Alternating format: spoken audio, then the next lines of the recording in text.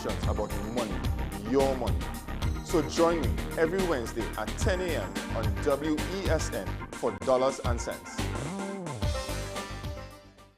As always, we appreciate you starting your day with us. Let's get into this morning's first conversation.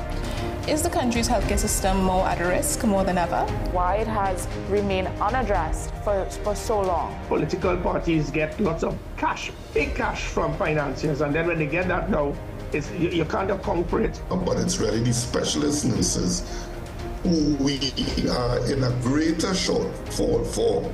We can tap into the resources and have them, at least form some mentorship programs. Highlight our food systems, and which will attract persons from all over the world to come and experience something that actually supports the local economy. We're lucky that we have a vibrant legal system that allows change to take place, and it's not that matters are just swept under the carpet and discrimination is allowed to be perpetrated. A lot of people don't know that there were attempts to ban the carnival, suppress the carnival.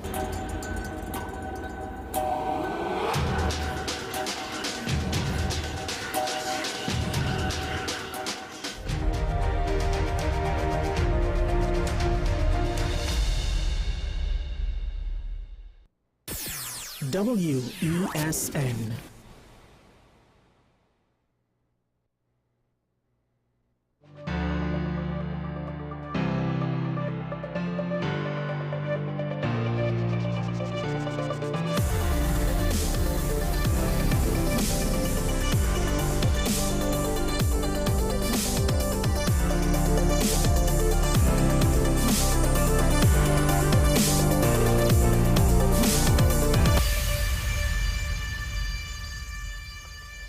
It's always interesting to see how internal politics will affect foreign relations of any country. Of course, with America, Donald Trump and how he is doing with the international tariffs, Europe and its joint defense with NATO and the expenditure of all of the countries, which it took a whole war with Russia for them to wake up and realize they kind of need to be responsible for themselves. They can't just rely on the Americans while criticizing the Americans. It's just one of those things, right, in the world where you could have a trade relationship with the main security threat that you are having to defend yourself against while criticizing a country who's spending more money on your defense than you are. Now, there's also our local situations where we have the dynamics of CARICOM, and of course, the dynamics of Petrocaribe and everything to do with Venezuela, and what that meant with Chavez and now Nicolas Maduro. And of course, there's, like I said, how the internal dynamics affects our foreign relations. So under Biden, there were certain policy decisions. Under Trump, there are different policy decisions. Sometimes there's a carryover. Trump's first term, he had certain stances on trade with China, certain tariffs. Even then, and Biden kept those tariffs. He didn't actually remove them even after criticizing them. So sometimes you wonder the internal politics and the effects on foreign relations isn't always on the up and up. Sometimes. Sometimes it is, because it's just the part of the philosophy, and change comes when you have a change in government with a change in approach. And it's one of those dynamics that differentiates Western democracies from countries like Russia or Venezuela, whose leadership generally does not change for very long periods of time. It's not the same thing to say America or Trinidad and Tobago is like this, as opposed to saying Venezuela or Russia or China is like this, because the leader is more or less putting their stamp on the country in a much stronger way than any prime minister or president ever will of a Western democracy. So now with this whole Venezuela, Trinidad situation, the latest rounds of internal bickering is, well, the former Minister of Foreign Affairs has taken a very, to me it's somewhat interesting with regards to how simplistic of a stance he's taking. And it's a different way to, and I don't think he is painfully naive, but it's a painfully naive stance to some extent. And I find it very curious that this is the path that he's going to go towards. Because when dealing with a foreign country, you don't necessarily use the same moral judgment. You don't necessarily use the same considerations as you would with regards to how you socialize with your neighbors or distant family members or your co-workers. Where the former minister is saying, quote, just to be very specific, because I did the checks myself, what President Maduro said was that foreigners had entered Venezuela or attempted to enter Venezuela, right?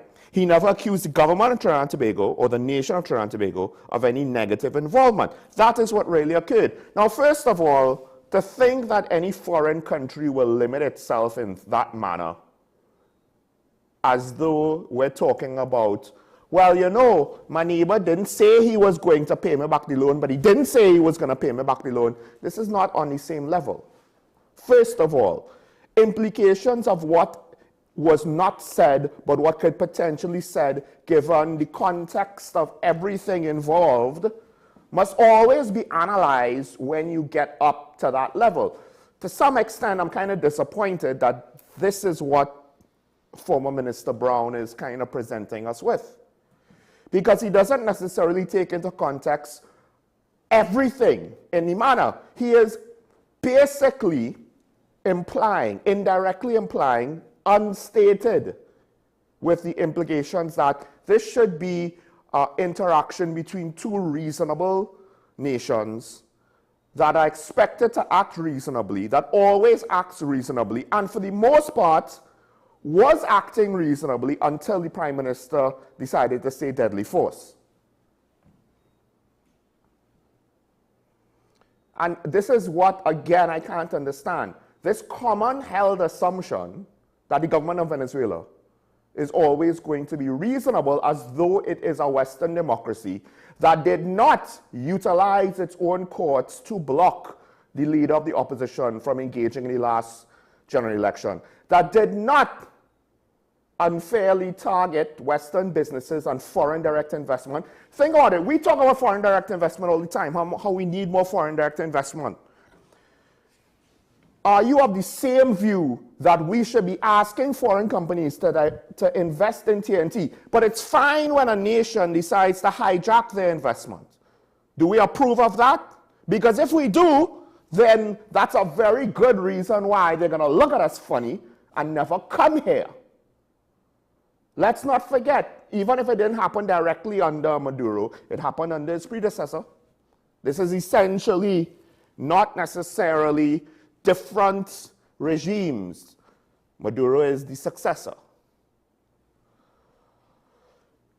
The governance of Venezuela has led to an immigration crisis that doesn't just affect us as one of their immediate neighbors, but also all the way up to North America. So again, I don't understand these painfully naive academics. But in this case, I don't think that former Minister Brown is painfully naive. I think he's just being selective in his analysis. Because again, he was also former Minister of CARICOM. Just this year, I think it was in February, somebody sent the link. I didn't speak about it yesterday because it technically, I believe, was an old story. But just this year, there was an incident where Guyanese soldiers were injured due to actions taken by what is assumed to be either Venezuelan soldiers or people from Venezuela. Is this something that a reasonable state allows to happen? And also the fact that the minister is making the painfully naive assumption that our involvement will be limited to that statement alone, I think it's unreasonable. It's almost like if he's Angela Merkel and saying, no, we have a pipeline with Russia. Russia will never engage in military action against Eastern Europe again because of the trade. Because, you know, they have to be reasonable because we need them to be reasonable, so they will be reasonable, as though our wishes and hopes and dreams will transform the other party on the other side of the table to be more than what they actually are. And in this case, it's a political issue now. That's what former Minister Brown has turned it into based on the shallow analysis that he has provided and the oversimplified arguments on this situation, which quite frankly is quite disappointing. And I've said it before, the carefully crafted personas of the members of the PNM, this is what is amazing to me. The PNM carefully crafted personas under the Keith Rowley administration, Dr. Keith Rowley, I'm sorry.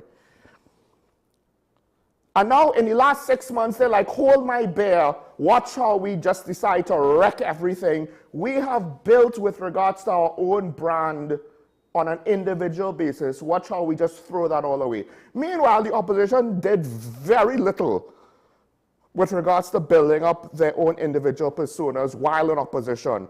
And in the last couple of months, Toot Sweet, at least a few of them, not all, have turned that around to varying degrees. And of course, in the long run, we'll see how that turns out. I'm not saying that they've done it perfectly and permanently. Because the minister kind of undermines his own argument by acknowledging one very simple thing, which I don't think he realizes how kind of unnecessary his entire dog and pony show is made to look. You even saw President Maduro himself in his latest missive basically advocating for a more diplomatic resolution. Now, if this was on the block, somebody says something, somebody got offensive, somebody took offense to what was said by the first party will say, oh gosh, it's not that serious. Calm down, let's talk about this. In that case, the first party looks more mature and diplomatic, and the second party looks like a loose cannon. But this is not that. This ain't no block story. This isn't no dispute between two neighbors in two homes. This isn't two friends bickering in the friend group. This isn't two co-workers having a difference of opinion with regards to social expectations. This is two nation states. And when one nation state goes so far as to say a terrorist plot happened to reach us through another nation, and that nation said, whoa, buddy, you need to be careful what you say. And the accuser basically says, hey, let's talk about this.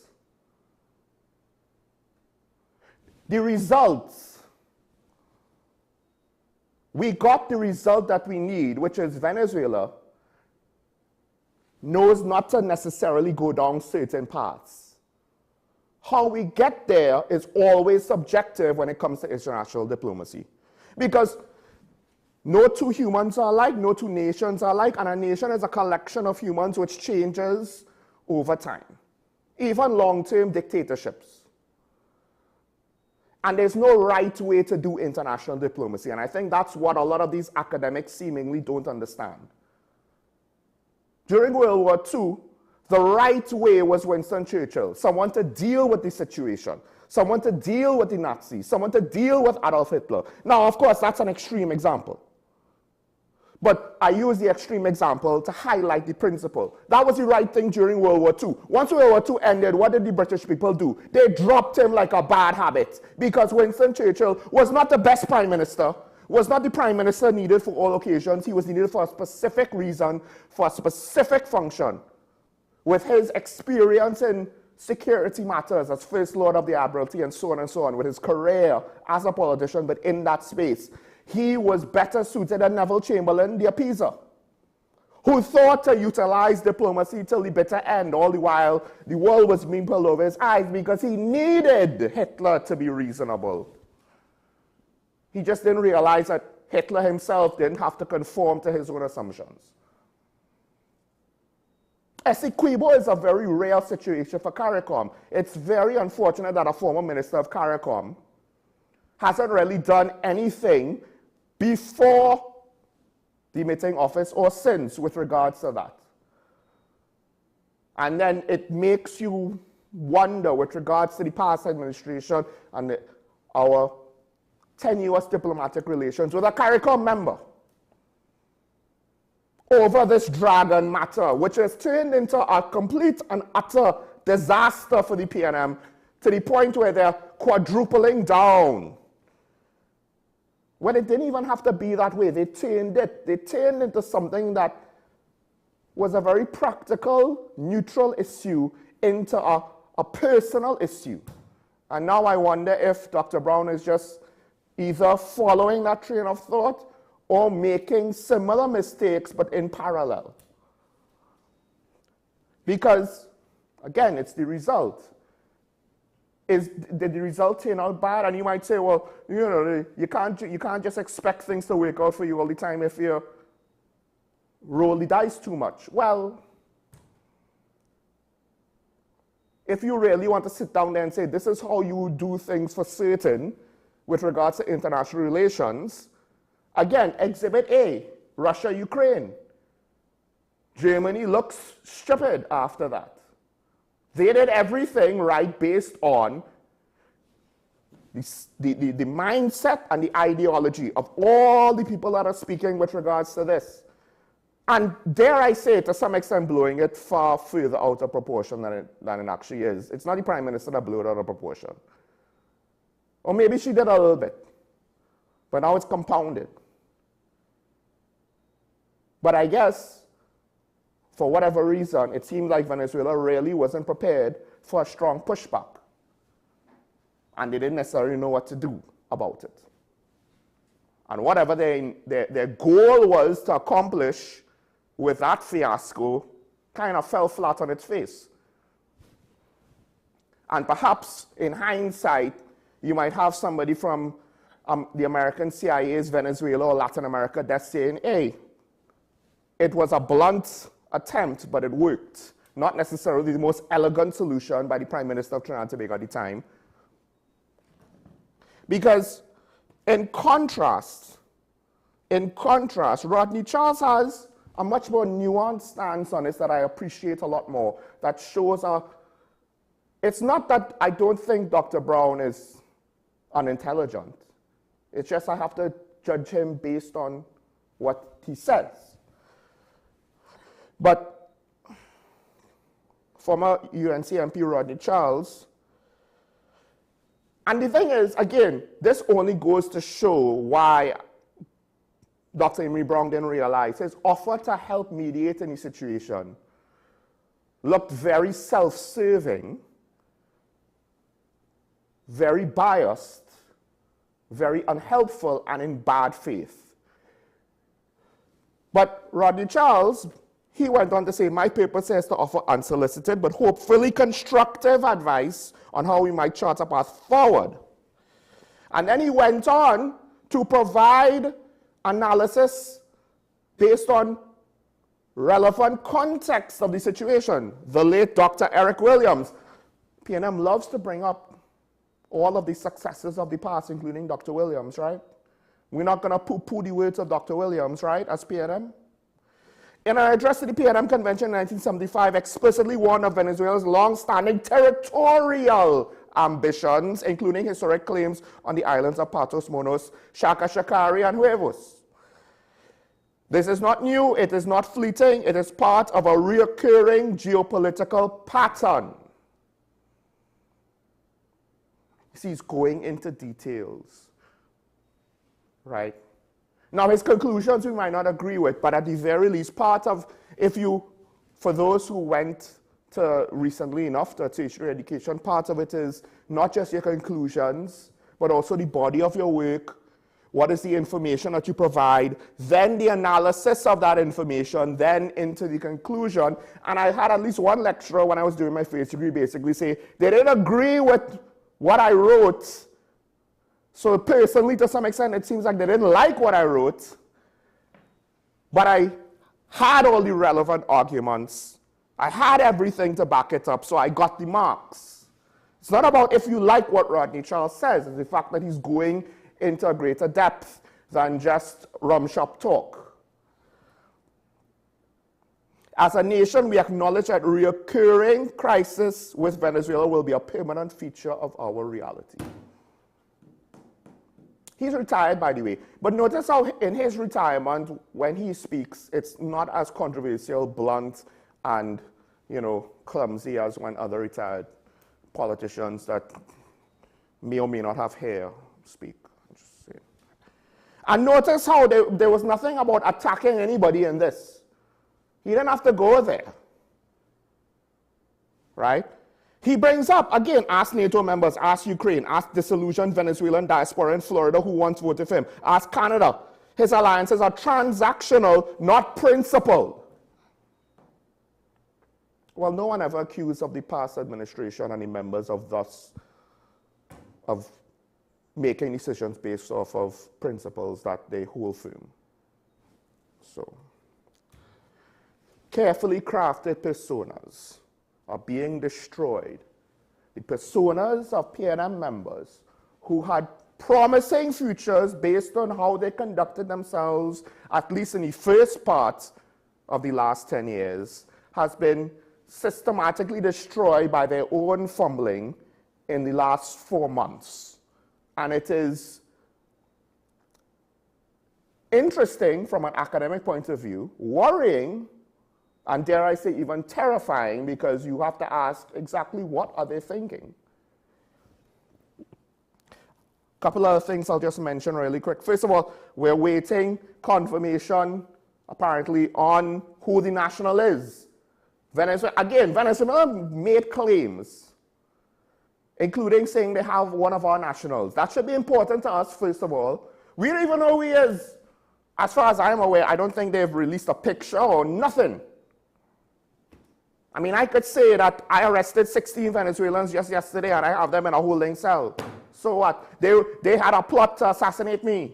They had a plot to assassinate the president. They had a plot. So what? That's unsubstantiated, means nothing. It's worth less than nothing. But no one is asking those questions. Oh no, Venezuela is more than reasonable of just throwing accusations out there. The accusation against us, by the way, potentially, Dr. Brown, was unstated. It was still in the chamber to be fired. If it would have benefited Maduro, he probably would have fired it. Let's be real now. Let's be real. That's what low-level politicians do. We should know this because, you know, just look at our politics, right? And finally, well, not finally, but Opposition Senator Faris Awari, he's again trying to defend the whole situation with the Nikwan report not being disclosed to the public. And at the end of the day, I just find this ludicrous because if all of the arguments that he attempted to make, I'm not even going to go into it. The long and short is very simple. A judge said it wasn't good enough. No offense to the senior counsel who really shouldn't be senior counsel. I don't think anyone puts any weight on your opinion on a matter where it didn't stand up in the court of law. Because the last time that happened, you potentially got caught in a lie. And I'll just leave that there. Finally, to wrap this up, a commenter, just to go back to the comment, this is a response after I read the comment yesterday morning, and I'd just like to respond again. Of course, I don't want to go into all of it, but thank you for the response. I do appreciate it. I understand you can't keep speaking on the noise pollution issue. I'll let you know as soon about doing the interviews, and a private civil suit remains the only options. I think, and then the comment goes on to basically spell out the fact that, look, they have attempted to remedy the situation with most of what I've said, if not all of what I've said in the past, and they have gone through the civil option before, a court matter before. They've reached out to other shows, they've reached out to the police, they've reached out to the MPs, they've reached out to everybody, to the AMA, to NGOs. I think at this point, and again, speaking to one of the callers who calls in on this issue, who is aware of this very same situation, at this point, we've reached the point where, for whatever reason, it's a legislative issue that the politicians don't want to speak about. And it's sad of the lack of political and societal will over this matter. And at this point, it's one of those things where, and look, I'm not always going to think about noise pollution because there are other issues. Reach out to the media to continue to advocate. Join advocacy groups, and advocacy groups really need to figure out how to be persistent and, if necessary, how to be pushy and how to be a pain in the rear end to various media houses and bloggers and whatever, and to the politicians if necessary. How to protest peacefully but effectively. How to be loud effectively but, again, peacefully. Don't be fools like in the UK where you want to block highways and inconvenience people and become hated by the public. That's not how you do it, right? For those who might think that might be the only way. But I guess that's where we reach. To some extent, we're going to have to grow up as citizens because it can't just be every election, that's when our voice is heard. And the 5 years actual in between elections, we're like mice that just, disappear into the floorboards, never to be heard of again. That's not effective. All right. We have to take a break. When we come back, we'll welcome the good lady. We'll continue the conversation from last week. Stay tuned. Let's talk about WSN. We'll be right back after this.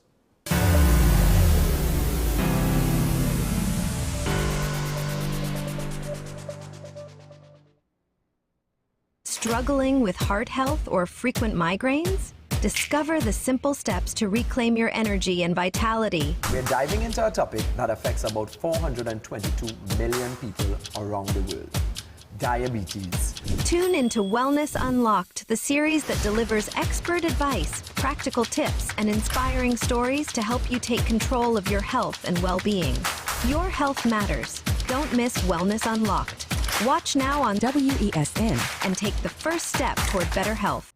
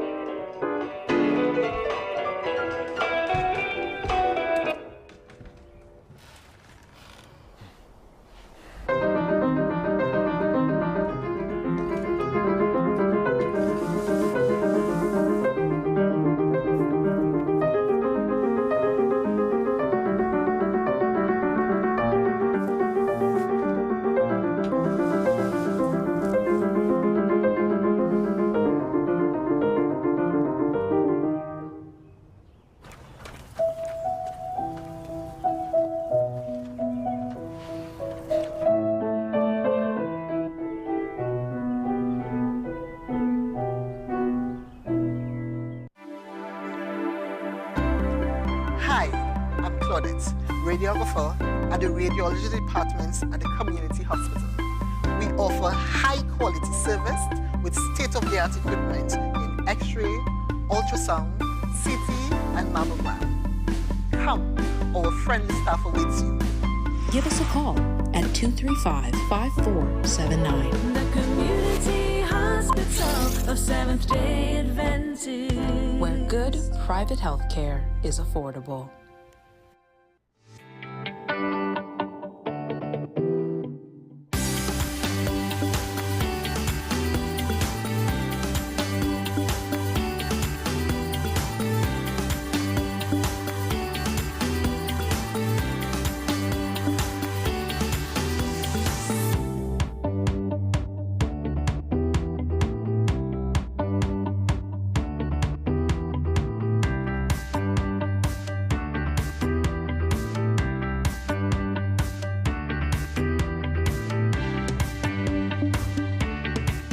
This is 10 Questions. I'm Andy Johnson. The distance from where we should be in the world in going forward on our commitments with climate change. The effects of climate change that cannot be accounted for. It's called loss and damage, and we're seeing loss and damage happening so much more in this decade and the previous decade. The principal term there was this question of the correspondent banking issues. That is why we're trying to build capacity with this country here, Trinidad and Tobago, and other countries in the region. Man is not showing any signs of stopping or even slowing down. More than half of the forest in Trinidad is already gone. All the plants and all the animals and all of the nice clean water and fresh air and everything had to be on this planet for humanity to have a chance. We have small change when it comes to countries that can take decisions, and when they speak, the world listens.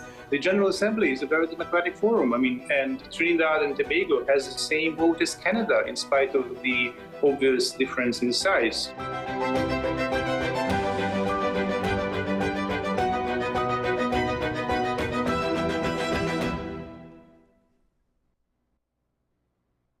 Passenger, I want to get a tattoo. You really respond to me. Respond to me how you would respond to me. The first question I'll ask is why? Controversial taboo topics. We get so consumed by church, we forget that we have to live the life of being a Christian. outside of the Sunday. Like you say, services, yeah. we think going to a service makes us a Christian. Exactly. Yeah. Right. Right. So here we are about to hear the second time Pastor J wanted to take a tattoo. Would have been late last year and early this year. Oh gosh. Hope Unfiltered podcast with Pastor J and Ren.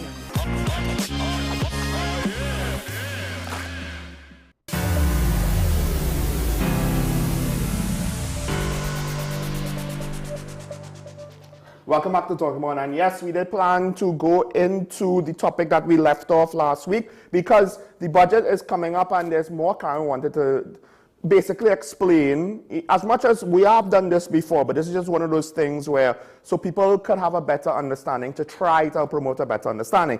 However, before we get into that, Karen Yeshishera joining me once again, former Minister of Finance, and you have something to add to a previous topic. Yes, and let me just say the steps. So we are going to go into that, and I wouldn't say explain as much as clarify and bring things home to people in relation to what to expect in a budget, not only in the mid-year, but to any budget that the government presents to the people of Trinidad and Tobago.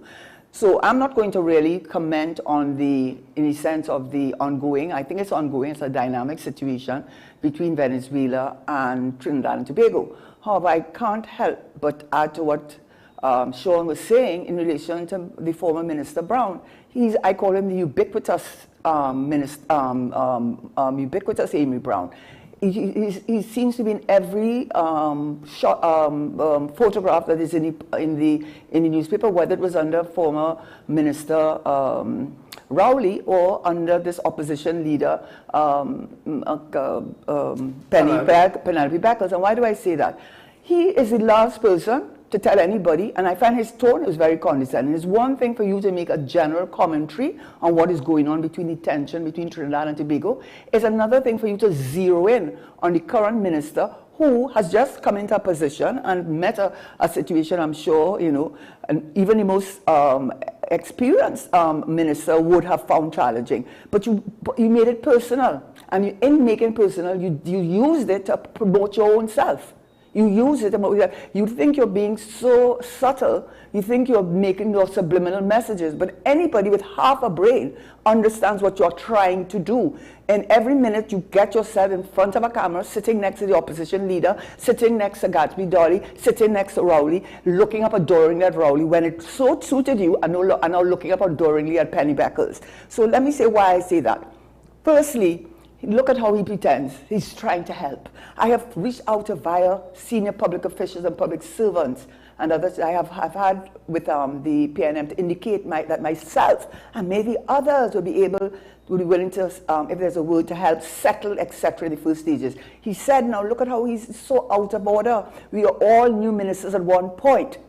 And then he goes on effectively, and he goes on, the ministry now only has a new minister, but a new parliamentary secretary and PS. The point I'm making, he goes on in more detail. What he's saying, Minister Sobers, this is out of your thing. I'm experienced. I know to handle these things. And he also used my great experience. Where was your great experience when in the first time in the history of Trinidad and Tobago that we need a visa to go to England? It happened while you were still the Minister of Foreign Affairs, Minister Brown. In March, my daughter lives there. I cannot pick up as I used to, jump on a plane to go and visit my child. So many other people, I don't even want to make it personal. There are so many people in this country who have children studying there, who have family living there. Where was your expertise? And in fact, today's newspaper just so happened that I saw a tragic, this is the headline in one of the newspapers, Greek tragedy. Yes, Mr. Minister. Yes, now they're saying 20 trainees denied UK visa. I'm so annoyed about it. Visa for 41,000 trip. Where was your expertise, Minister? And I'm not even talking about the Brent Thomas case. I'm talking about something that we have never had to have a visa to go to United Kingdom. Never. Now we have to get one for Ireland also. And if you want to go to Europe, which is the gateway to the Europe, everybody knows that UK be promoted that way. You have to go to Amsterdam, and it costs you so much money. So where was your expertise? We have been independent since 1962. We have been a former colony of England, and we now not only have to have a visa, but they clearly are doing it in a punitive manner, and they've said why. But the visas are short term, then you have longer, and it costs and it's non-refundable. So where's your expertise? You are in no position to lecture anybody about things. But what you are in a position to do is constantly self-promote and give us a rest. I'm tired of seeing your face. And you see what I find difficult about it is when I heard the former Prime Minister, who I hold I don't, I'm not, I'm not in his corner, but it is very telling that the first words he used in response to your comment after you were not chosen to be an MP for his constituency, which is very telling. The 13 priority groups did not endorse you, and you had signed a letter saying that you were willing to contest that constituency. The first words that the former Prime Minister Rowley used was "Et tu, Brutus," and everybody who's read Julius Caesar, if you haven't read it, you know that is what it means. It's his good friend, his very good friend, who he trusted when he went to the Senate. And he went there, and Brutus himself turned on him and went to knife him. So it is very noteworthy that those were the words that he used, and this beginning of whatever he had to say. So, Mr. Amory Brown, the ubiquitous, I call you ubiquitous, meaning everywhere you turn, you find yourself in front of a camera. And I think you need to give us a rest, and you're certainly not in any position to lecture any. Matter of fact, how you said it came across not only as self-promoting. You must think we are fools. You must think that all of us don't have any common sense. We do, Mr. Amory Brown. You're not the only one with common sense or intelligence, right?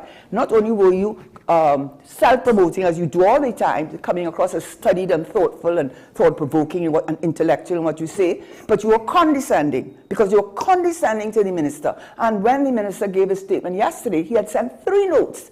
3 notes. He also, from what I read in the papers, he went to the Minister of Defense, Minister of Legal Affairs to see if there was any birth certificate issued in the name that they had called. They went through a check of every possible connotation of that name that Maduro called as being the right. Trinidadian here. Right. So he went through the Minister of course, his ministry, of course. He sent notes. He said he sent 3 notes. What are you lecturing him about sending notes? Who are you to tell him anything? You won't sit down and figure out why I have to pay money to go to England, which I never had to do in my entire life on this earth. Also, and I'm not even dealing with the Brent Thomas case. Yeah, you also made me think about the fact that it's kind of weird. It's not as though his ministry and he as the minister took point on the stuff to do with Venezuela. So I don't understand. Because now he's interjecting himself with Venezuelan relations. But it's not as though we had a lot of evidence with regards to the dealing with the Dragon deal and relations with Venezuela and America, that Minister Brown was the point man on that championed that. And obviously, there was not that much success there, all things considered. And the EU blacklisting us and the EU, right? What is your track record, sir? What is your track record? You are not in any position to lecture anybody with your condescending, patronizing tone and self-promotion. I think we are all tired of it. Give it a rest. Like I said, a carefully crafted persona destroyed by his own hands. It's very disappointing. That's what it is. For you? Well, just that if this is the level of political discourse from the opposition, I'm not having high hopes of having a good check and counterbalance to the government for the next 5 years at least. I want to ask you something. When you spoke about this former minister, you said that he gave a very studied, thoughtful contribution. Did he in any way give any personal attack or make any reference to the current minister? No. He said he wanted to try to offer constructive. I acknowledge it was unsolicited, and he focused on the context of the situation at hand. That is the long-term relations of Venezuela with its neighbors, right? Which is something that, again, that's one of my criticisms of all the academics and politicians that want to criticize the Prime Minister. I'm not saying how she said what she said was the most effective thing. I'm not getting into that. Right? But what I am saying is, why are we just assuming, Venezuela is this reasonable neighbor that's always going to act reasonably? And Rodney Charles is saying, hey, even Eric Williams acknowledged the fact that when Venezuela ready, they'll do all kind of foolishness with regards to these kinds of things. I don't really want to go down that road because the Dragon field was very important to us. So I don't want to do anything that would make it worse, the situation worse. What I did want to say is that I found that former Minister Brown, I'm not disappointed, but I found that Minister Brown Minister Brown made it so personal and made it so direct, as if he was promoting himself at the cost of this new minister, and then wanting to lecturing him about how, well, you're new and you probably don't know, and so I'm trying to help you. And that is so misplaced and so misguided, and it shows a lot about what you're about, and you need to take a little rest, stop promoting yourself, using every opportunity you can to gaze lovingly or adoringly in the eyes of either the opposition leader or before the Prime Minister, and that was really hitting below the belt, and it was very unseemly on your part. And it was, anybody with half a brain will understand what you were trying to do. Well, also taking the fact, and just I think I put it. But also consider, he criticized the Prime Minister, then offered his services, right, in that manner. Doesn't mean to offer any services. Of course not, because how is the Prime Minister, any Prime Minister, supposed to take such an offer seriously when basically you have already said you are not going to and why didn't you offer work with me? And why didn't you offer it, just as how the criticism was, that why did she come out publicly and say what she said? And of course she responded to what Monroe said publicly. So why, if you think that was not, I assume you did not think that was the appropriate channel to go through, why didn't you quietly offer your services to the Prime Minister rather than making her to do about it? And especially what I know was not right, to indirectly but powerfully, and no one can misunderstand that, promoting yourself and being condescending and patronizing to a new minister, who I heard him yesterday on the television, and he acquitted himself. He's an attorney at law of 10 years experience, and instead of using every opportunity, it seems to me, to put yourself up in the public domain, you are doing yourself a disservice, and I think you need to take a little back step on that. If you disagree with what the Prime Minister said, no, the Minister of Foreign Affairs technically did not have such utterances, right, to criticize. So let's just... Yeah, but I don't want to go into... No, but my point is, again, your point on the fact that he's undermining the minister. And promoting himself. Right, but my point is, if you want to say a mistake was made by the government, it wasn't made by the minister. So that's what, to me, makes it worse. Yeah, right? But anyway... That's beside... Okay, so we are prosecuted, that point enough. Oh gosh, don't say persecuted. Although, look, some people might interpret it that way. No, it's okay, that's all right. That's all right. I think I had to see it. It was really bothering me. So let's get back to what I had started doing last week, and perhaps we'll go on to the next week, because I don't think I want to, I said it before, the Stand Your Ground, yes, I did write an article, but it was really more about saying, let's deal with the DPP. Let's deal with DPP, give him the staff anyway. So because that hasn't been spoken about, I think, by the administration. So that's what's kind of worrying. When certain low-hanging fruits are left unsaid. That's important. Yeah.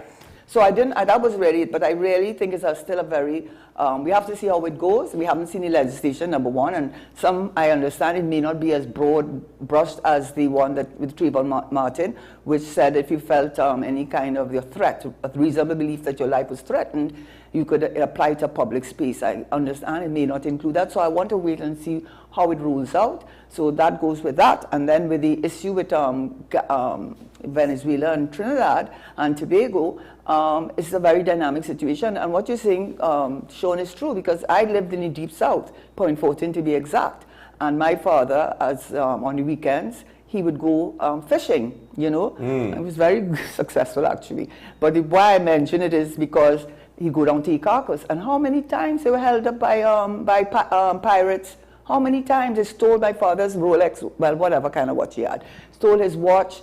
I mean, they were living in fear because these people were patrolling the waters and saying that, with their guns, and threatening people who they said had crossed over the line. So I know from personal experience, one of the fears we had with my father fishing, not alone, but a few other persons, was that the Venezuelans and the aggression from the Venezuelans. So let's not pretend it doesn't exist. So leaving that alone now, I had started looking at some of the, what I would call, and clarify, not explain. I don't want to use the word explain because it seems as though, I prefer to use the word clarify, and clarify from the point of view that we hear these terminologies used, and it seems so far removed from our reality, and we maybe don't understand it and don't want to ask anybody to explain it, and you don't see the relevance to you.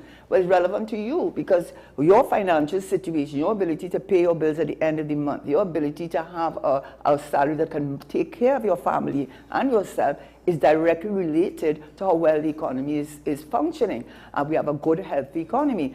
And in order to do that, you have to, I think it's important that you do not let us demystify some of the terminologies that they use. So perhaps we can see the relationship between your life and your family's life and what is said in a budget. So I had reached the point of looking at the unemployment rate.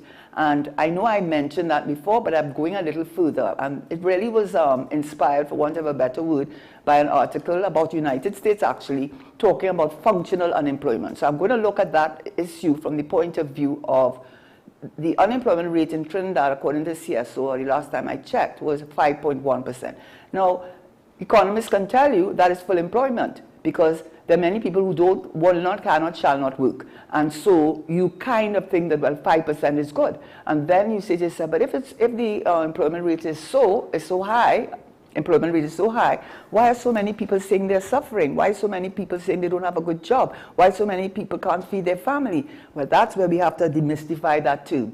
And we had looked at initially what we call the labor force participation rate. Now, you know, with AI now, it makes a lot of this so much easier. They do give you a good definition.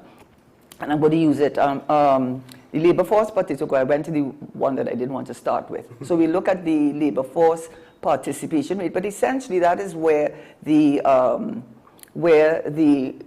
you're looking at the persons who are employed, you're looking at persons between the ages of 15 and 60. But when you're looking at that catchment group, there are many of those persons who fall within that catchment group who are not going to be employed. And they are students going to school, high school students. They are students who are in the university or tertiary education. They are persons who have retired. They are persons who are self-employed. They are persons who have the role of the house keeper or the house person or the, I don't want to say housewife because that's an archaic terminology. But the point is that there are many people who do not fall into the labor force participation rate. So it says it's the persons who are in the economy's active workplace. And in America, I think it's 16 to 20, and persons who are not institutionalized, whether it is in the prison or in some other institution. So, but what is really critical about that is it talks about people who stopped actively looking for employment. So there are many, many people who get so discouraged because the market is such that either their qualifications do not match the needs of the workforce, or that they have gone out there for a month, because I think 3 months is the period. That's a very short period, really. That after 3 months, they get so discouraged that they stop looking and they give up looking. And that's a lot of people. So, and in Trinidad and Tobago, the labor force participation rate is, I think, 55.9.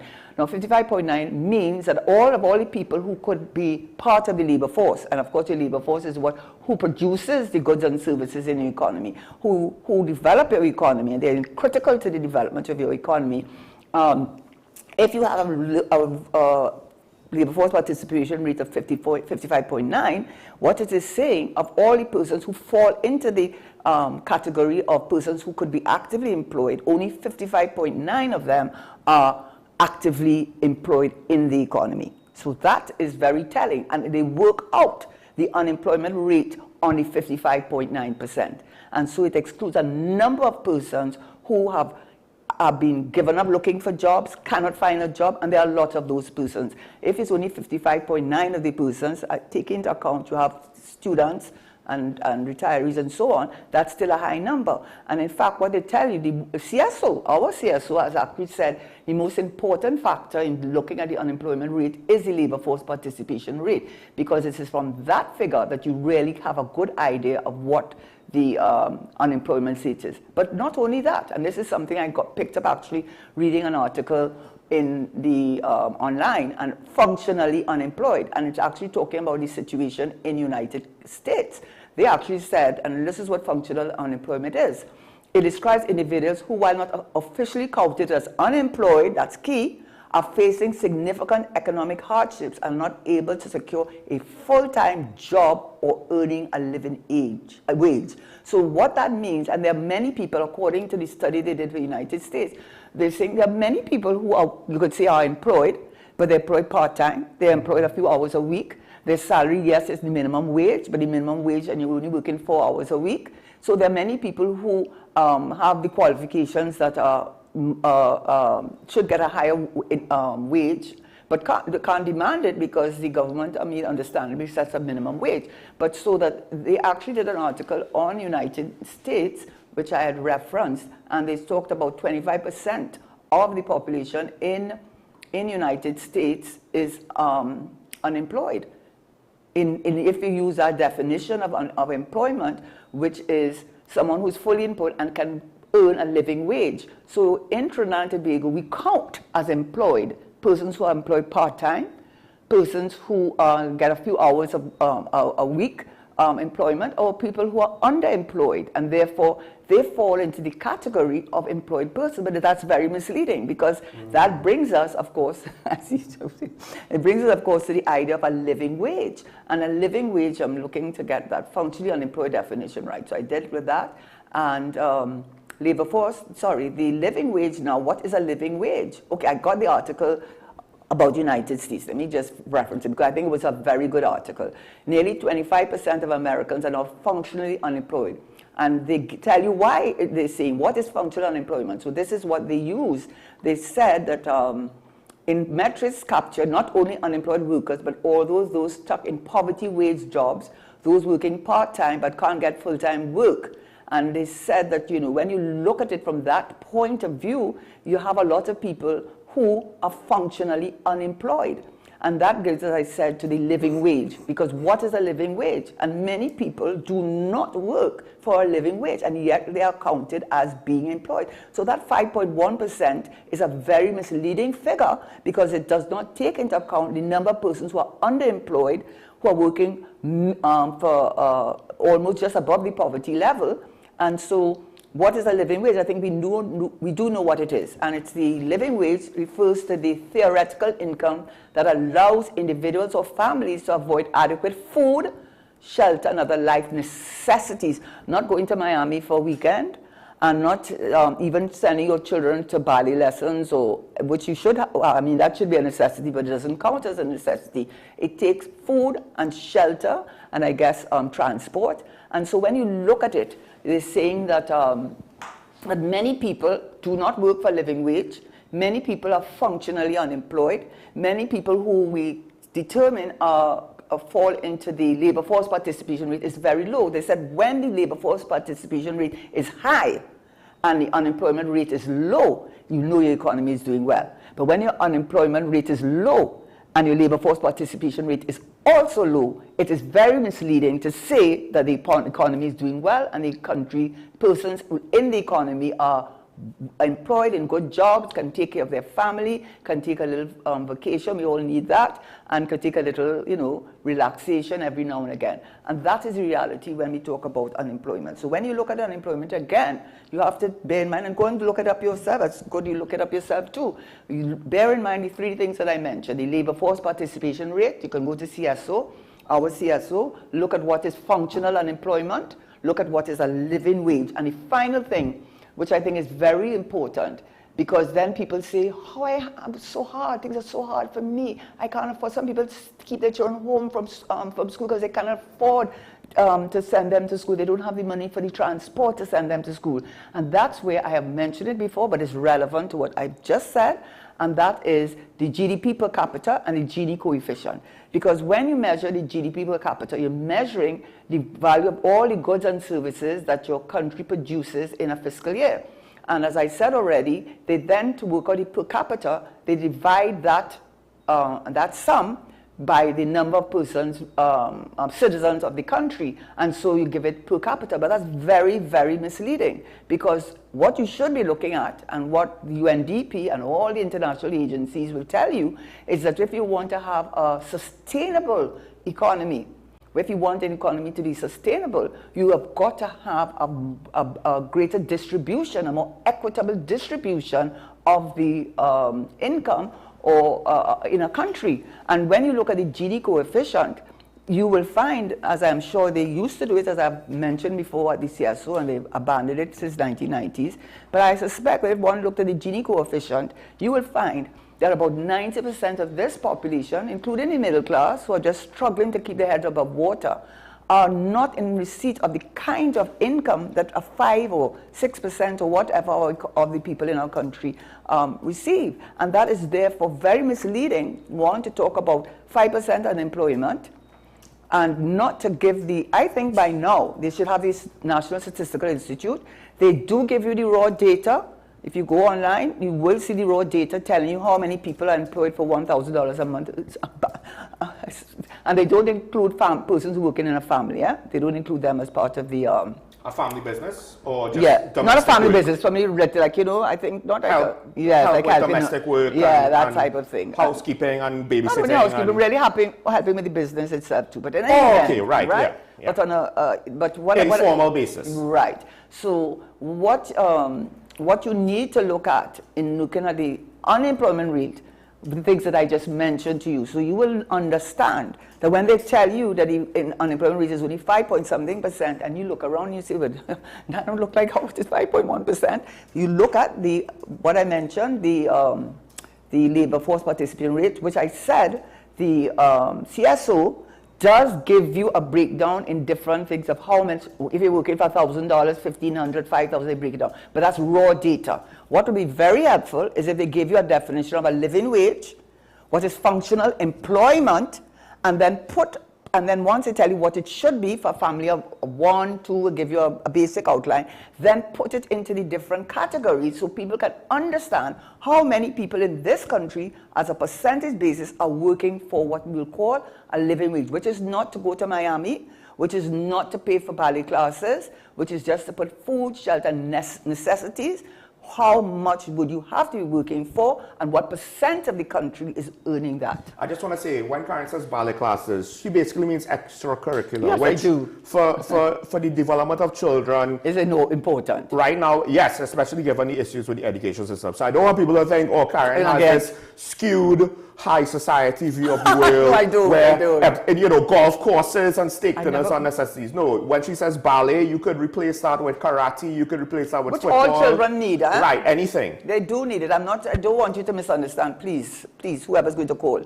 I do not want you to misunderstand what I said. What I'm saying is I'm using the definition that they use, not what Karen Teixeira thinks it should be. If you ask Karen Teixeira what it should be, if you have children, you should have them in extracurricular activities. And if you have to make the sacrifice, you make the sacrifice.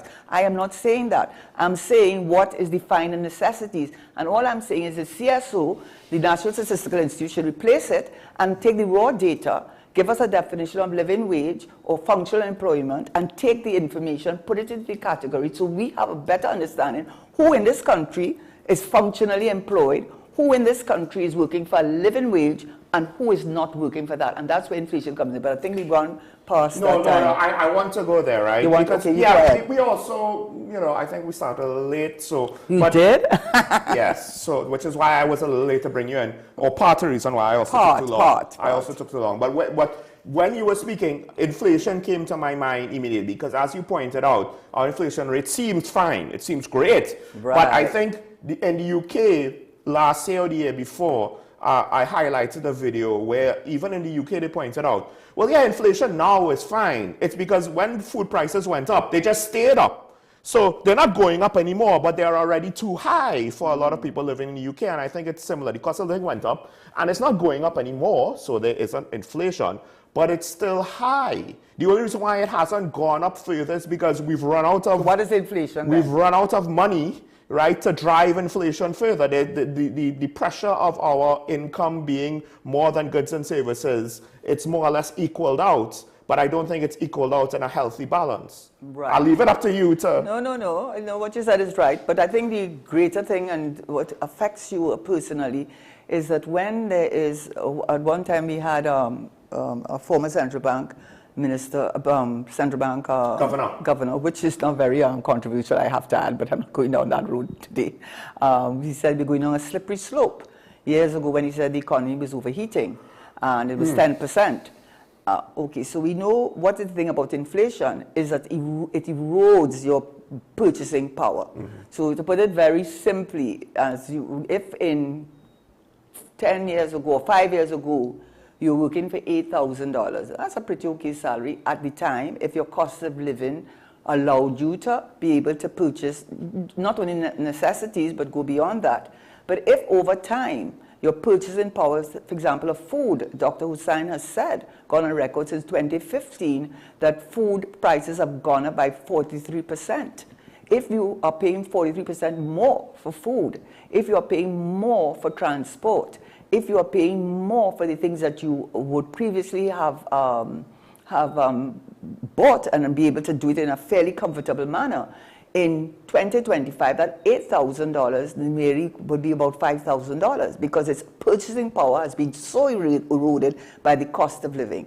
So when you look at inflation rates, saying it's a low inflation rate is sometimes, it cannot be considered by itself in vacuum. You know, you have to consider it in the context of the economy as a whole. So why do I say that? So the central bank, yes, the central bank is responsible for the open market operation, and essentially their focus is containing inflation because inflation, as I said, erodes your purchasing power and your cost of living goes up. And certainly coming home at $8,000 when in fact today it's worth $5,000 is no consolation to you, okay? As a matter of fact, it might be very frustrating because you could say, well, you know, 5 years ago I could have bought this, and 5 years ago I could have taken the children here, and now I can't do that. Okay, so it affects you very, very directly. So the central bank's major role is open market operations, and critically is trying to balance the economy, either with the government, which has the fiscal or tax responsibility, but they work together supposedly. So.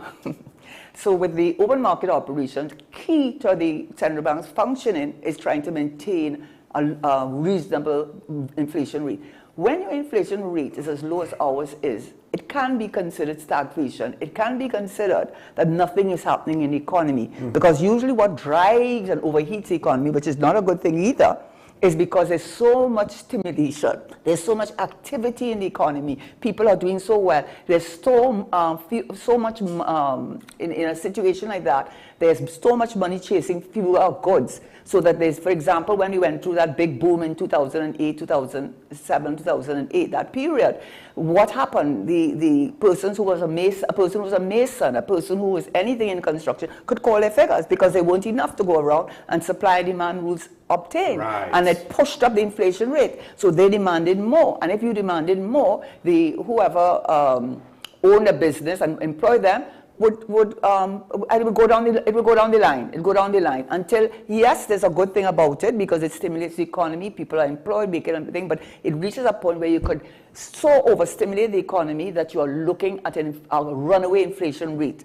So that, and when it reaches at that point, that means that the cost of living has gone up and you're chasing after trying to keep up, and you never will. So in Trinidad and Tobago, a low inflation rate as we are experiencing, and I think maybe 1% or less than that, is not a good thing. And it's not a good thing when it is, you cannot consider it by itself. Why is it not a good thing? One, an indication of why it is not a good thing. I already spoke to the unemployment rate, but that's not the one. The repo rate, which is like the Fed rate. Repo rate is the purchasing rate that the central bank charges commercial entities and financial institutions who use their services overnight in order to they borrow from the bank. It's called a repurchase agreement, but it's really called they call it for short a repo rate. The repo rate in Trinidad and Tobago has stuck at 3.50% for about 5-6 years. And what does that mean? It's really an indication to the financial institutions, to the banks, what interest rate they should charge their customers. If you keep it low, it's intended to encourage people to invest. It's encourage people to borrow, and by doing that, encourage a stimulation of the economy. So when you have kept it so low, from 5% to 3.50 for over 5 years, what the central bank is doing by charging that relatively low repo rate is that it is trying to get people to invest, trying to get people to borrow, trying to stimulate the economy because there is low the economy is not functioning. It's not. It's almost at a standstill. And you look at the Fed rate, which up to the other day, I didn't check it recently, but it's about 5%. It also encourages people, flight of your foreign exchange. A lot of people who are in the business community get a much more better return on their. Exactly. So on that the is investments abroad. exactly. So that's a side part. That is a part of it. But the issue is when you see the repo rate continuing after so many years to stay so depressed, it tells you it is the central bank effort to try to get the persons to start borrowing by signaling to the commercial and banks, do not temper your interest rates to encourage people to borrow. And the other thing too is reserve requirement. Reserve requirement again is the central bank. Central bank requires financial institutions, commercial institutions, to keep as a reserve a certain percentage in cash of their liabilities to their customers, the money that they owe. It used to be 14%. Until recently, I think it's been less than a year, it was dropped to 10%. So now they're freed up 4% of the monies that they had to keep in reserve in order to make it available to the economy. So when you look at the repo rate, the low repo rate, which has continued, and when you look at the reserve requirement dropping, you look at that in the context of the inflation rate and the unemployment rate, you understand that the inflation rate that we have now, it has sort of plateaued out, but it's plateaued out because we have seen huge increases in the price of food and you know, all the things that we import into this country, but it has plateaued out and people are literally putting their money under a mattress. You know, I read something like that the other day. You didn't read that? No. You didn't read that? This lady who had all the money under a mattress, and somebody knew that's where to look? Oh, well, I mean, it's not surprising given, I think we underestimate, a lot of people underestimate how much certain demographics, geographical, maybe socioeconomical, or maybe just even middle income, upper middle class, lack of confidence in the banks, and they don't trust the system. How much interest rate they get now? I mean, it's almost next to nothing, and then they charge you for every transaction. And there might always be some people who are like, well, I don't want, that, if something like what happened to Clico with regards to getting your money out happens again. So part of it is, it might not Why be. are you bringing up that one? I'm sorry. No, but it's just that as a financial institution that caused itself to have a run, right? Mm-hmm. To what extent is that in the minds of some of these? Some of them might have been people who had issues getting money out of Clico, and that's why they don't want to put their money into another financial institution. They rather hold on to it, which is not necessarily the safest thing. Right? Clearly. Or I think what's happening for the more wealthy in society, they might try to, as you point out, have their capital abroad, even if it's bank accounts, to have it abroad because of the better rates and because they have more confidence in those systems. Yeah, next week we could look at devaluation, right? Yes. That's a whole.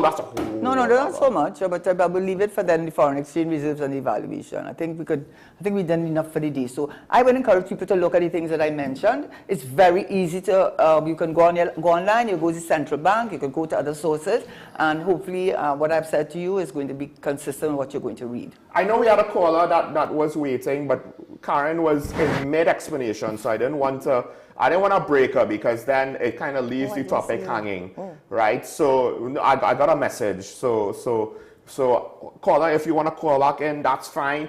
I think this is one of those things, and I guess it gives me a chance to just ask you. Okay, we have a caller. I do have a question to ask Karen more about inflation, but we have a caller on the line. Good morning, caller. You on the air? Morning, Karen. Good program as usual. Morning. Sean, I want to disagree with you. I want to disagree with Karen. And I am giving my opinion on an issue that is based on my professionalism. I'm a graduate of the Institute of International Relations, and I did advanced course with the institute also. I am telling you, no matter how you spin it, you turn it upside down, the remarks from our Prime Minister were not in place. Now that you come and you are putting all the putting everything on Dr. Amy Brown. Yes, he's wrong. Yes, we know he has an agenda. Yes, we know he has an objective. However, you started this program and I'm listening from the morning. You have not even said that the Prime Minister is wrong. Well, when it comes to international relations, that is something that is very delicate with respect to whatever statement you're making, Sean. In another environment, missiles could have been coming from Venezuela into Trinidad. I think when it comes to international relations, and the minister spoke too fast in saying he agrees with his prime minister. He could have done some level of research, and before making that statement that he agrees with the prime minister, find out from the technocrats in his ministry what was the right thing to do. And again, I'm saying I love the program. Everything Karen is saying concerning the budget and things like that, she's totally correct. Thank you. I'm agreeing with you. But when the Prime Minister is wrong, she's wrong. But thanks a lot for the opportunity to make my comment this morning, and you'll have a nice day, listeners. I do have to say, but I already did say where I disagree with the Prime Minister, where I agreed with the Prime Minister, and I didn't feel the need. And I did also give at least a comment today that I didn't totally agree with the Prime Minister, right? And I understand you have a certain viewpoint on international relations that Karen might agree with. I have a different viewpoint on international relations because my viewpoint is based on the fact that sometimes the academic view, as you would put forward it, does not work out in history when you just decide to apply it in a straightforward manner. That's what history tells me. It's very often human beings don't have to conform to our reasonable expectations. But I have acknowledged that the Prime Minister is not blameless in all of this. It's an empty threat that she made, which doesn't really be very effective when you think about it. But my main point was, Karen wasn't speaking about the Prime Minister. She didn't exonerate her. She didn't say that she was right. She was dealing with a specific aspect of the subject. She doesn't have to speak about the Prime Minister. I did mention it. I did mention that I didn't agree with anything the Prime Minister did, and I went more into detail in shows before.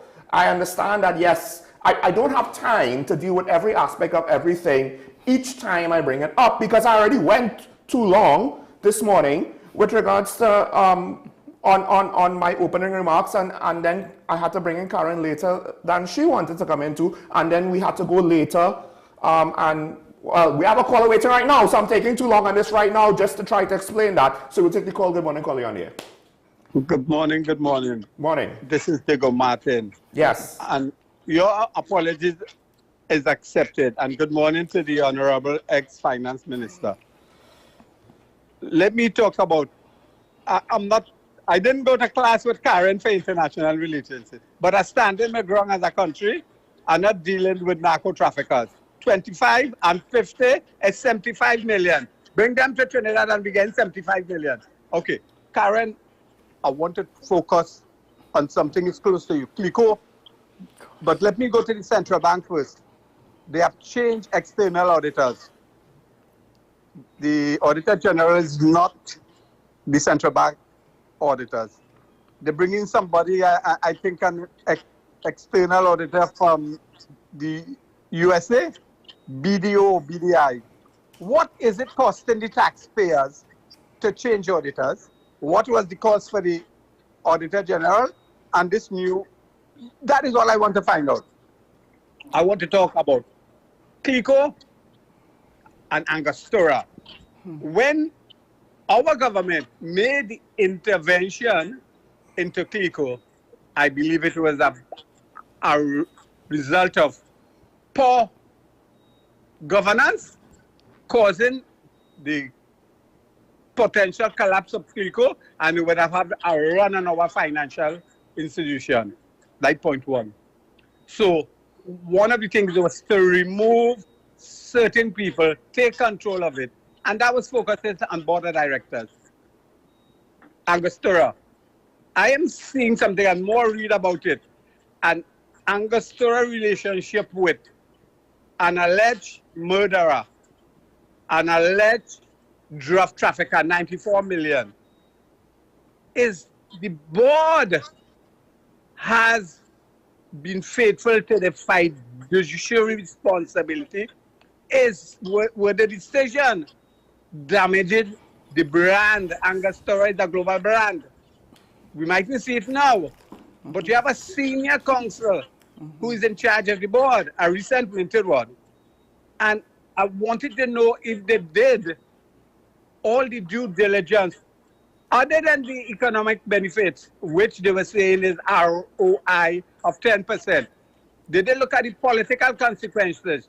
Did they look at the moral issues? Did they look at the social issues?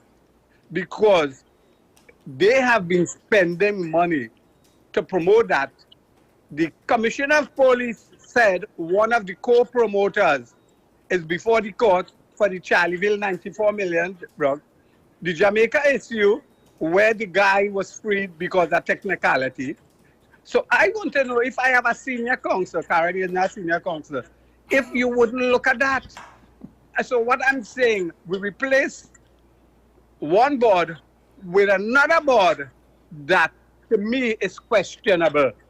And I'm going to lockjack on trying to keep some of them. I'm gone. Have a nice morning, Karen. And before I close, the former Attorney General, who became the Minister of Agriculture, he said the DPP wrote the former Prime Minister not to disclose the Clicker report because of imminent criminal investigation.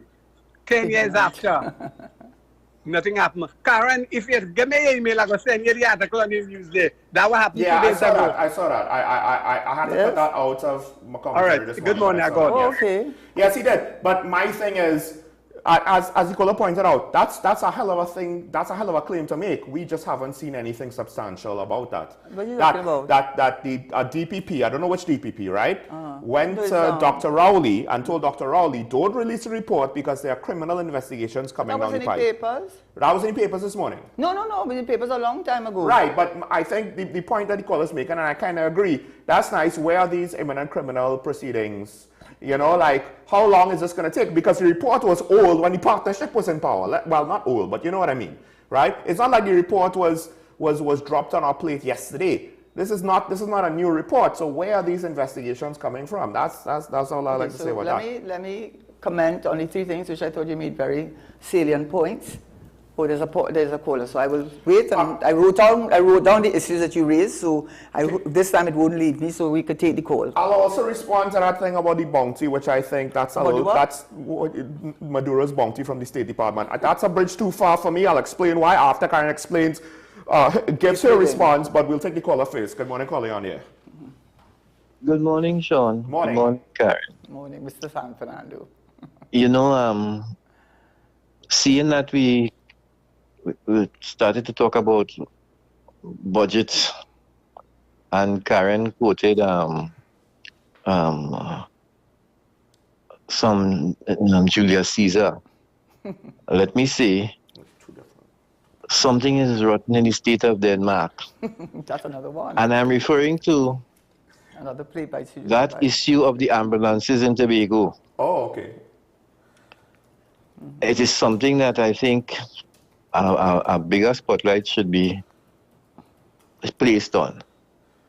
In light of our procurement legislation, I really hope that the procurement what do you call it, regulator, is really looking into this issue. I think the question is, can she? I have no idea at this point. Yeah. What she can or cannot do. Well, I think it's a good question. Yes. It warrants a comment on. And while I'm on Tobago, I listened to Mr. McLean last week. That is the new head of the Hotel and Tourism Association. Yes. and he was asking for 10 million US dollars for advertising and promotion of Tobago. He was asking for that in the upcoming budget. He also asked for he talked about the hotel room stock and the quality of it, and the state needs to put money into developing or to upgrading the hotel room stock that they presently have.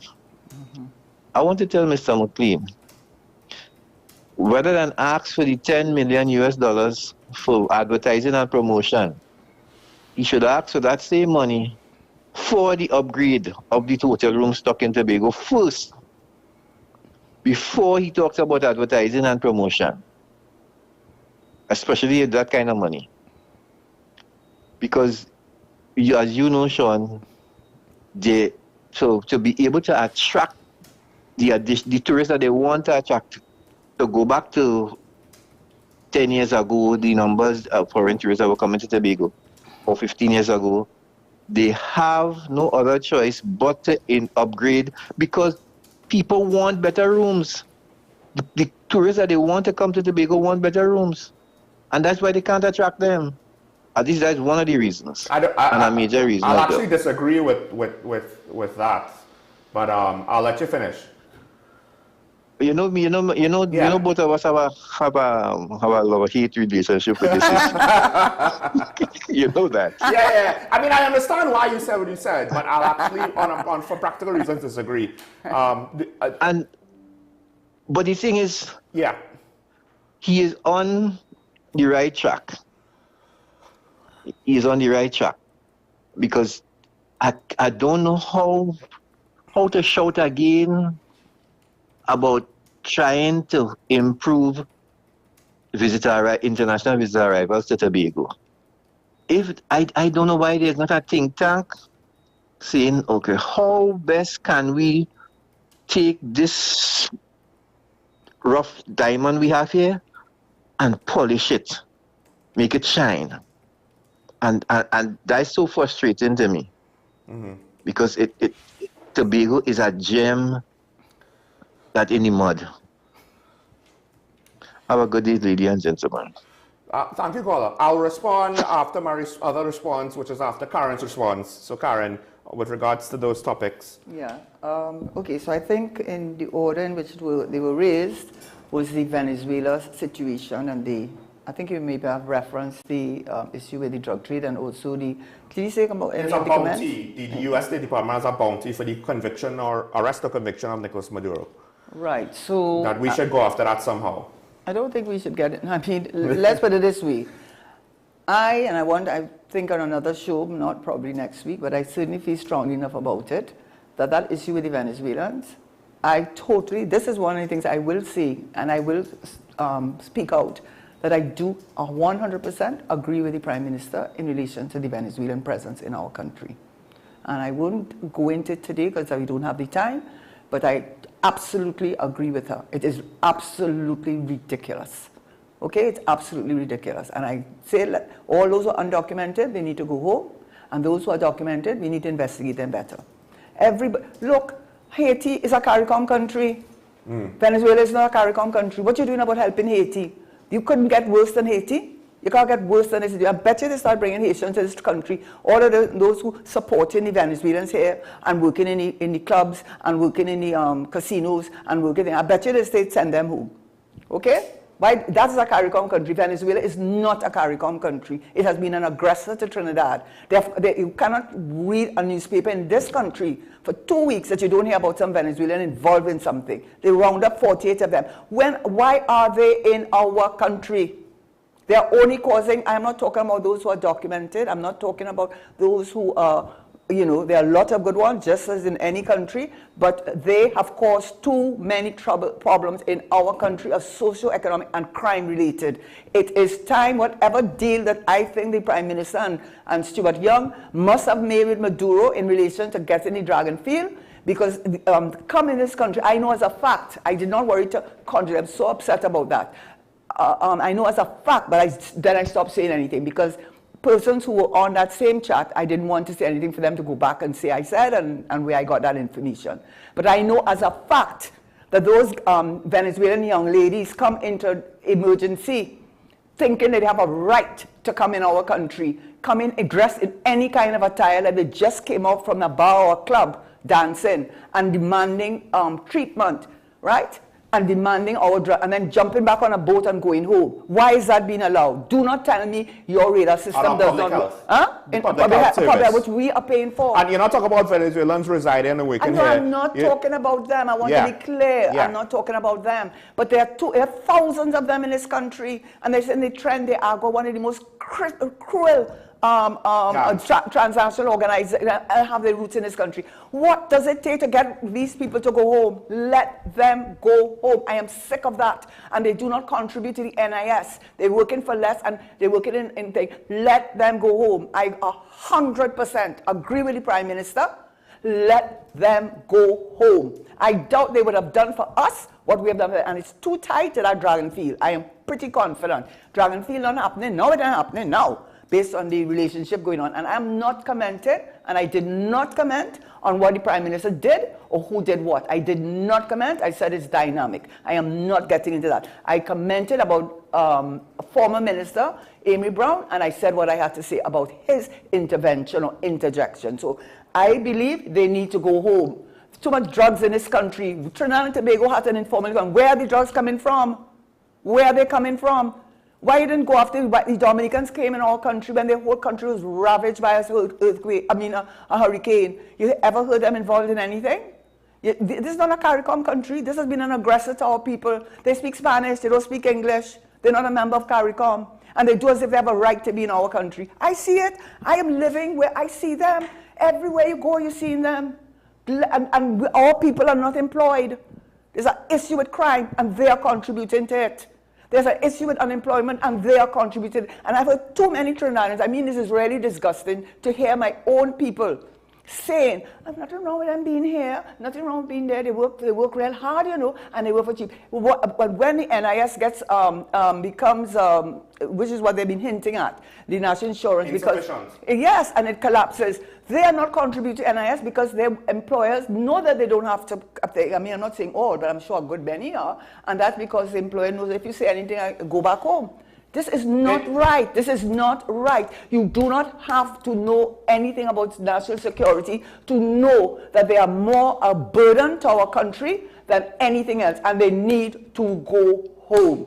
Get them out of our country. I'm not making any apologies about that. Okay? I feel real strongly about it because they're too tied to the drug trade, they're too tied to the crime in this country, and they're too tied to the organized crime, and they're too tied to the issue with these women that come in here.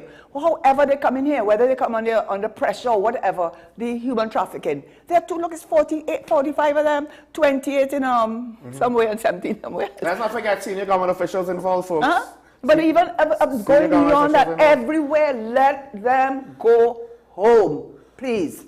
Okay, I'm real strong about that, clearly. And when it comes to the how the Prime Minister deals with the thing, I'm not going to comment on that. But what I will say, I am very, very happy. I'm going to put it out straight. I am very, very happy that she has a Ministry of Defense. Anybody understands that she is letting that minister, Sturt, who's a very, very experienced criminal lawyer, and has made a very good name for himself as a criminal lawyer, she's clearly wanting him to concentrate on our borders, our porous borders, and let Minister Alexander concentrate on Trinidad issues. So they're working in tandem with each other in the same building, one focusing on the exterior and one focusing on the interior. And I think that is a great move. And with respect to President Trump, I am not going to give my opinion whether I like him or don't like him. But one thing I do agree with, it seems to me that their position with regard to surveilling our borders, whatever the reason, whether it is to protect their interests in Guyana with ExxonMobil, or whether they want to get rid of Maduro, which they have made no secret about that, it is a benefit to us because it means that we have really, what we are missing in this country is a real presence in dealing with our porous borders, and having them be part of that is going to help us considerably, because I was in government. And I know. You'll have plans for that. With that, we had the FIU. We had the poker legislation, which I had a small part to play in that. The TTRA, the Camblin Commission, the SORT, the OPVs, all of that was turning into a wall, a Chinese wall, prevented from coming in this country and giving private security firms business again, or business from that threat to our national security. So I 100% agree with her with the Defense Ministry. In the context of Trump's presence in the Caribbean, I'm not saying anything about the Venezuela. The American presence. I'm not dealing with the Venezuela thing because it's too dynamic, and I really want to keep. Yes, and I'm not seeing that. But before today, there's also what he said about the Auditor General. I can't say too much, except that's something very strange. Part of the cost. Why? I want to know why. This is central bank. Yes, central bank governor. Well, listen, don't forget when the actual imbroglio between the minister and the Auditor General was over something to do with the central bank's electronic checking machine. Yes. And they deny. She is the auditor. She says, let me see what the error is. And they're like, no, you can't see what the error is. How am I supposed to audit this then? Something is wrong. Something is rotten in the state of Denmark. Did you quote from Hamlet? Yes. Well, Shakespeare. I don't know if it's Hamlet, but it is Shakespeare. Listen, I know my. I'm not that cultured. It's not a matter of culture. If you like literature, you like literature, and I've read a lot of his plays. So that he's quoting from Hamlet. But in any event, what I am saying is that in relation to the Auditor General, that's a standoff. I'm not going to quote. And there's something is not right there. Why don't you? I want to know why you don't want us to see. Why you don't want it to see? Because I remember the letter where you said that she could come in. Well, I mean the Auditor General, when they said that she could come, I shouldn't say she because I was always corrected about that. The cat's, is the cat's mother or something like that in Form 1 convent. Okay. I pulled up for that. When the Auditor General was told that I can't get around the sheet then. She could go in and look at the system. I think they said that yes, her persons could come if she authorized them, but they could not look at it. Something like that. But there's something not right, and it's like a standoff. It's like a standoff, and it's not good for the country, for your central bank governor to be in crosshairs with your minister, because those are two critical persons in the economy. Say this, but I remember you brought it up, right? I did. Didn't the president of the Senate, when the president was away, fired the then central bank governor and caused a big thing, caused a lawsuit, and more importantly, who appointed the next the current central bank governor? And you know something, it's just very worrying because that context, right? It adds to it, right? You can't not consider it. It might not be connected, but you can't not consider it. And I think this is going to go to, as far as the preparation, I think it needs to go to, because that's a precedent we need to have. Also with the release of who is getting the foreign exchange. I want to know too. Yes.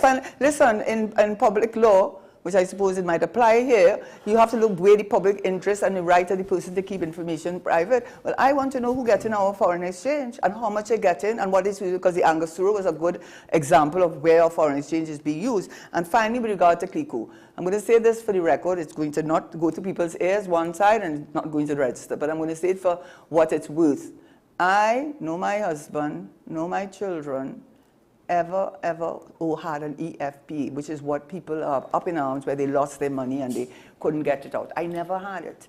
I had somebody from Suzanne, can't remember her last name now, but she was in charge of customer relations, and I got her to write me a letter. So I had nothing in there. I didn't even know what EFP. I never worked in CLICO, you know. Do you believe that? And my husband had passed away at least 3 or 4 years before this whole thing. I didn't know I was going to be a minister, you know. I didn't know I was going to go in politics, you know. I didn't know that global financial crisis would have happened, you know. I didn't know that CLICO was going to collapse. You believe that? No, it's unbelievable. So, no. All right, I know this is just one of those things, but at the end of the day, Karen has pointed out, just release the report. So release the report, but the president has to, Prime Minister has to agree to release the report. And let's put it this way, Lawrence Dupre is dead. They have gone after Montai.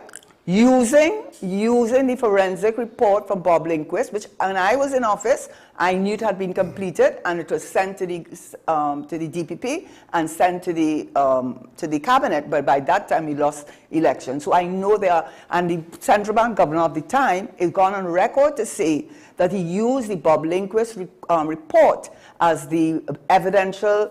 As the evidence to bring the civil proceedings against Montai and Mr. Dupree. So I don't know who. I have asked the Prime Minister, and the former Prime Minister, and I was so happy to hear this Prime Minister say that he's going to release the Commission of Inquiry into CL Financial. I do not know what it says. I have not had sight of it, but I really would like to see it. I think we paid 100 million or thereabouts, and it's too many years for it not to have been released to this country, especially in this economic downturn. I'll believe it when I see it with regards to it being made public. I'm not, it's just one of those things, right? I'm not going to hold on to that. But just a couple of things. First of all, Mr. Safana, I understand what you're saying does make sense, except we have had money by the government interjected to upgrade rooms multiple times in the past, and they never did anything for our international tourist arrivals, right? We don't have a marketing budget. So at this point, part of what Tobago needs to figure out is what their brand strategy is, what position in the market they want to be in, and that will inform now what the product offerings are, the quality of and the price point, et cetera, of what we're going to offer. We need to market. We're constantly in a state of, we upgrade the rooms, we don't have foreign arrivals, the rooms go into disrepair because we're not getting revenue to make back up those investments, because sometimes the government money is loans, not grants. Sometimes it's grants and then it's a waste of money, right? And then we get in a constant cycle of always trying to just keep up with what is available, and the revenue streams are not enough to advance. We need market share. We need to market the island. We do have international visitors coming, you know. The quality is not preventing people from coming. They don't know to come because they hear about come to Jamaica and feel all right, and there is never a dull moment in Barbados, and go to Dubai and go to everywhere else except here. Barbados spends 100 million US. I would argue 10 million is reasonable. On what? On marketing Barbados a year. 10 million is. I'm right next to you, Sean. I'm sorry. So the 10 million would barely be a start. So that's point number one. Point number two, I agree with the Prime Minister in the sense of saying a strong message. Not the most effective words used, because we don't have no deadly use of force to threaten them with, right? I agree with Guy Griffith on that. I agree with other people on that. The Prime Minister should have used a more effective phrase with regards to making her stance clear. Here's the thing, and this is my issue with a lot of the academics. You should not operate, a nation should never operate on the assumption that peace is always achievable. That's what Neville Chamberlain did, and look where that got him, and look where that got Europe, right? You can't always operate on the assumption that conflict is avoidable. That is not the same thing as seeking conflict. You should never seek out physical conflict. You should try to avoid physical conflict, but you should never assume that you will always be able to diplomatically find a way out. Because that's what Europe did with Russia, as Rodney Charles pointed out. And it didn't work. And it didn't work with Neville Chamberlain and Germany in 1939. And so on and so on. And there are many examples in Asia, there are many examples in Africa, there are many examples in Europe, there are many examples in Latin America. Let's not be painfully naive to that. But with regards to, and I know to some extent the caller was being a little bit silly and facetious and so forth, but that whole, you see that bounty, that have nothing to do with us. That bounty for Maduro's arrest, that have nothing to do with us. We don't want to seek conflict with Venezuela, but the Prime Minister was making a precedent known. Red line? Right? Yes. This not is Obama's red line. No, this is a line we are not going to condone you crossing the line. Make no mistake about it. And to me, the result of Venezuela saying, well, let's talk about it, that basically gives us the result that we need and want. So I don't really know why this has continued to be an international incident for talking heads to speak about, who potentially would have tried to appease Maduro and encourage him and his adventurism more than negate him. Because as Rodney Charles pointed out, it happened in the past, and as Guyana is trying to tell the rest of CARICOM, it is happening right now. And if we want to turn a blind eye to that, well, then we better not even begin to think that we can ask Guyana for anything. And they'll be damn right to ignore us. And take that, former Minister of CARICOM. Anyway, Thanks to the callers. Thanks for Karen for joining on me. We waited on multiple topics this morning. And you were, I have to say, Sean, you were so articulate, almost bordering on the poetic in your very passionate response. But you can't help yourself, you see. I'm just... Don't worry to say anything more. All right, okay. So folks, and look, I'll just reiterate the point. It's not that we want to see any politician do bad. No. We want them to do well. Mm-hmm. We're disappointed when they do bad, and we're doubly disappointed when they make it very obvious. Mm-hmm. Have a good day, folks. Mm-hmm. Remember your allegiance to the Republic and to each other. Be careful about the weather.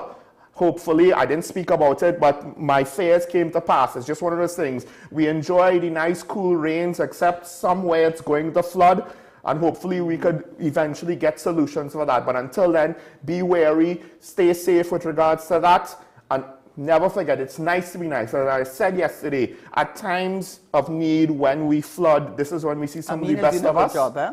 I think she's doing a very good job, yeah, Minister. Yes. She's doing a very proactive. We want to encourage that, the government to continue to be proactive. I know budget issues are going to affect that at some point or the other, but I'm okay with sacrificing other things to solve that, and I'm not in a flood-prone area.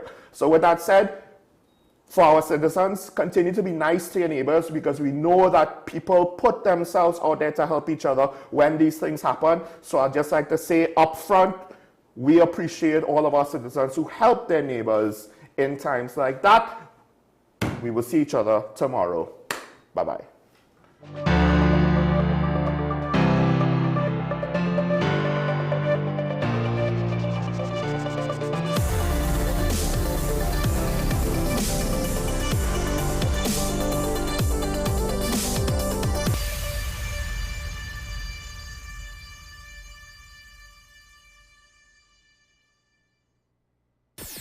WESN.